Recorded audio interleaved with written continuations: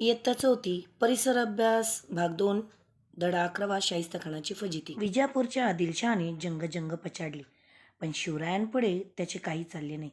त्याच्या प्रत्येक सरदाराला शिवरायांनी चांगलाच हात दाखवला. शेवटी आदिलशहा नरम झाला. त्याने शिवरायांशी तह केला आणि त्यांचे स्वतंत्र राज्य मान्य केले. यामुळे काही काळ दक्षिणेची बाजू सुरक्षित झाली. मग शिवराय उत्तरेतील मुघलांकडे वळले. मुघलांच्या साऱ्यांनी महाराष्ट्राची धुळधाण उडाली होती. त्यावेळी दिल्लीला औरंगजेब हा मुघल बादशाह होता. त्याच्या मुलखावर शिवरायांनी स्वाऱ्या केल्या. त्यामुळे बादशाह चिडला. त्याने आपला मामा शाहिस्ताखान याला शिवरायांवर पाठवले. तो पुण्यावर चालून आला. त्याच्याबरोबर 5 लाख सैन्य होते. शेकडो हत्ती, उंट आणि तोफा होत्या. शिरवळ, शिवापूर, सासवड अशी गावे घेत घेत शाहिस्ताखान आला. त्यांनी पुरंदर किल्ल्याला वेढा दिला. तो पुढेच येत होता. पण एकदा मात्र डोंगराच्या खिंडीत मराठ्यांनी त्याला गाठली. मराठी अतिशय चपळ. भीमतडी तट्टावर बसणारी, चटणी भाकरी खावी, अंगावर घोंगडी टाकावी आणि वाऱ्याच्या वेगाने डोंगर दऱ्यातून धावपळ करावी, यात मराठी फार पटाईत. मराठ्यांच्या गनिमी काव्यामुळे शाहिस्ताखानाचे सैन्य हैराण झाले. कंटाळून त्यांनी पुरंदरचा वेढा उठवला. मग शाहिस्ताखान पुण्याकडे वळला. प्रथम त्याने चाकणचा किल्ला घेतला. चाकणच्या किल्ल्यात फिरंगोजी नरसाळ्याने मोठ्या मर्दुमकीने शाहिस्ताखानाशी मुकाबला केला. 2 महिने फिरंगोजीने किल्ला लढवला, पण शाहिस्ताखानाच्या तोफखान्यापुढे त्याचा टिकाव लागला नाही.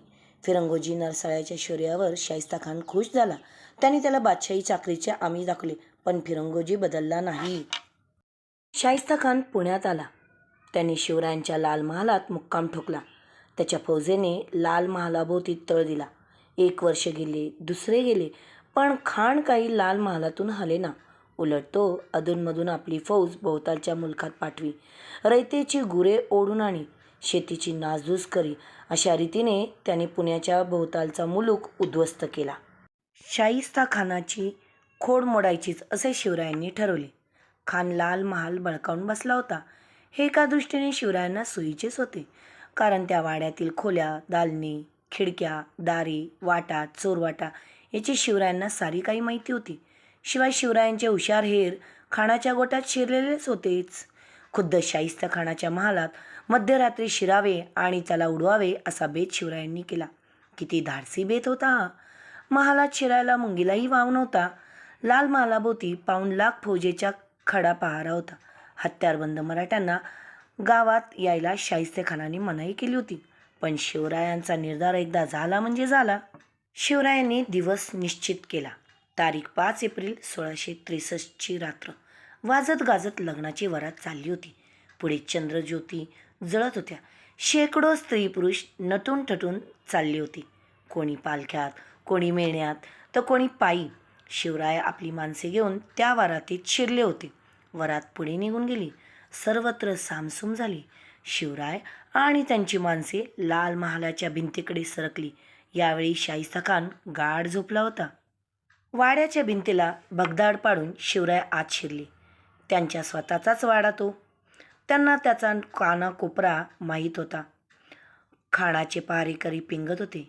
शिवरायांच्या माणसांनी त्यांना बांधून टाकले. शिवराय आणखी आत शिरले. इतक्यात कोणीतरी तलवार घेऊन त्यांच्यावर धावून आला. शिवरायांनी त्याला ठार केले. त्यांना वाटले शाहिस्ताखान असावा, पण तो त्याचा मुलगा होता. गडबड झाली. लोक जागे झाले. शिवराय थेट खानाच्या झोपण्याच्या महालात गेले. त्यांनी समशेर उपसली. शाहिस्ताखान घाबरला. सैतान सैतान म्हणून ओरडत खिडकीवाटे पळू लागला. शिवराय त्याच्या मागोमाग धावले. शाहिस्ताखान खिडकीवाटे बाहेर उडी टाकणार तोच शिवरायांनी त्याच्यावर वार केला. खानाची 3 बोटे कापली गेली. प्राणावर आले ते बोटावर निभावले.